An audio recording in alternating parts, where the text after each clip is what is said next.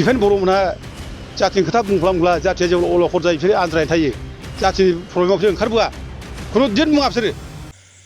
सासे बर' लाइमोननि गोदाव सोराव जानाय खौरांखौबो नैबावगोन आरो दिदि नार्जारि सारनिफ्राय गोख्रों नैबे बिबुंथि दा बर' सेंग्रानि गोदाव सोराव जानाय खौराङा बेनो आन्ध्र प्रदेशनि राजामुद्रि स्टेशननि ओरैहाय आसपास फिसा फिसौ स्टेशनाव ओंखारनानै ट्रेन लासि जानायाव बारजुमना खारनानै न' फारसे गैया बेखायनो सोरबाफोर नुयोबा बिथांखौ कन्टेक्ट खालाममोनदों गोबांथार बर' मावहैनायबो थायो नालाय दा बर'फ्रा मानो गोदाव सोराव मावहैनांदों आरो बेफोरखौ लानानै जोंनि एरियायावहाय माखासे पावार प्लान्टफोर खामानिफोर बानायनायबा मानो सोंखारिदों बिदि होननानै गोबां लिडारफोर बुंनो हागौ दा बिनि सायावनो दिदि नार्जारि बा दावराव देख्रेब नार्जारि सारा मा फोरमायदों गुवारै जों बेखौ मिथिनानै लागोन नैबे खौरांजों हगारा जों जिउ होगोन थेवबो हा हगारा जोंनो हा नांगौ आरो जोङो बे जायगायाव जोङो रुजु रुमु बयबो रायजो जादों गोदो गोदायनिफ्रायनो दा जों आरो बिदिनो रायजो जानो गोसो आरो जों बे जायगायाव खुनु आदानि कम्पानिनो हा हगारा आरो बे हाखौ जुदि हगारोब्ला बे जायगानि मानसिया आलाय सिलाय जागोन गोदाव सोराव जागोन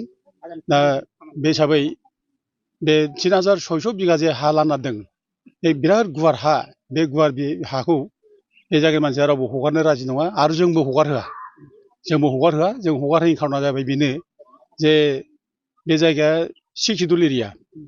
ट्राइबेल एरिया एडमिनिस्ट्रेसन बे ट्राइबेल एरिया एडमिनिस्ट्रेसन एरियायाव खुनु बाहेरानि मानसिया फैनानै हा लाफैनो हाया दा जोङो ट्राइबेलफ्रानो बिटिसि आउटसाइडआव जायफोर दङ बिसोरनो बिटिसि सिङाव फैनानै हा लाफैनो हाया मोना बेखौ एलाउ खालामा सिकिउर्डआ दा सिकिउर्डआव बेबायदि प्रभिजन गैयाब्ला दिनै बे आदानि कम्पानिया बाहेरानिफ्राय बबे हाजार हाजार माने माइल गोजाननि मानसिया जोंनि जायगायाव मारै हा लाफैनो हायो आरो बेयाव बोरै थार्मेल पावार प्रजेक्ट बोरै खुलि हाफैनो हायो बेथ' प्राइभेट कम्पानि बियो आरो दिनै बेखौ खुलिनो नागिरनायनि खारनाव दिनै जा खथि जागोन बे जायगानि गोरिब गुन्द्राफ्रा बेखौ दिनै सिन्था खालामाजासे प्रमद बर'मोनहा दिनै रायजो राजानो मोनसे भुवा मोनसे आश्वास होदों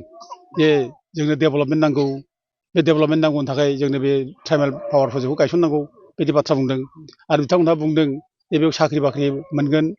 बिजनेस मोनगोन ओरै होनना बुंदों दा खिन्थु साख्रि बाख्रि मोननाय बे बिजनेस मोननाय बे बाथ्रायाथ' गोजान बाथ्रा दा जों मेगनाव नुगासिनो दं बे सालाकाथि बे माने बिटिपिसिआव मा दं दा बिटिपिसिआ एनटिपिसि जानायनि उनावनो एनटिपिसिआ जेब्ला लायो बेनिफ्राय जों बे जायगायाव हाबनोबो हाया जों साख्रि मोनसेबो मोना बेयाव बिजनेसबो जोंहा जाया दा बेनो रोखा रोखा उदाहरन आरो लोगोसे नों माने बिआरपिएल जाबाय बे धालिगाव बे बिआरपिएल जानायनि उनाव दिनै आइअसिआ बेखौ लाबाय आइअसि लानायनि उनाव थांदो बेयाव सोरबा हाबा हायो नामा सोरबा बर'दा बेयाव सोरबा बिजनेस मावदों नामा सोरबा साख्रि मावदों नामा बे बुंदो दा जों बेखौ दिनै नुखाजोब्बाय जों मेगनावनो दा जोंनि मानसिया खायफा ओरैनो इमसनजों बुंलाबाय नागिरो जे जोंनि माने मानसिफ्रा अन्ध्र प्रदेशआवसो खामानि मावलाबाय थादों केरेलायाव खामानि मावदों दा बे लेबारफ्रा माने मानो थांखो बेफोर इन्डास्ट्रि गैयिनि थांदों दा उलथे जोंनि इन्डास्ट्रि नांगौ ओरैनो खायफा मानसिया जोंनि रायजो राजा गोरिब गुन्द्रानि हाखौ सेनानै डेभेलपमेन्टनि बाथ्रा बुंनो नागिरो दा दिनै नों जुदि बे माने अन्ध्रआव थांनाय बाथ्रा बुंदोंब्ला बे सालाकाथि दिनै एनटिपिसिआ दा दिनै बे बिआरपिएलआ मानो बिसोरखौ एंगेज खालामनो हायाखै मानो बिसोरखौ लाखिनो हायाखै दा उलथे बुहा मोनसे आवाज होनानै बे गोरिब गुन्द्राखौ दिनै माने दुखुआव खोलैनो नागिरदों सात जारला खालामनो नागिरदों दा दिनै बेनिखायनो जों बयबो बुंदों जे बेखौ जाहोनो नाङा जोंबो प्रटेस्ट खालामो आयेनाबो बेखौ माबा खालामखाया एलाउ खालामखाया आरो बे जायगाया ट्राइबेल बेल्ट ब्लक एरिया बियो ओमफ्राय बे जायगानि हानि पजिसना ओरैहाय जे गोदो गोदायनिफ्रायनो बे जायगायाव बर'फ्रा कालिचरन गुरुदेब जन्म जानायनि बिनि बंस सिगां बिबै बिबौ जन्म जानायनि समनिफ्राय बिसोर बे जायगायाव दङ आरो बे जायगानि हाया गासिबो माने जमिदार सिस्टेमनि जों फैनाय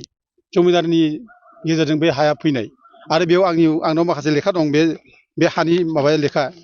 बे जायगायाव बिसोरो माने 1955आवनो बिसोरो माने बिसोर बे जायगायाव भटार लिस्ट दङ 1955आव दङ 1966आव दङ 1971आव दङ दा उथे बिसोर एथ' फुराना मानसि दा दिनै बे फुराना मानसिनो हा होनांगौ हा होआखै दा बिसोर बे जायगायाव एनक्ल'जार नङा खिन्थु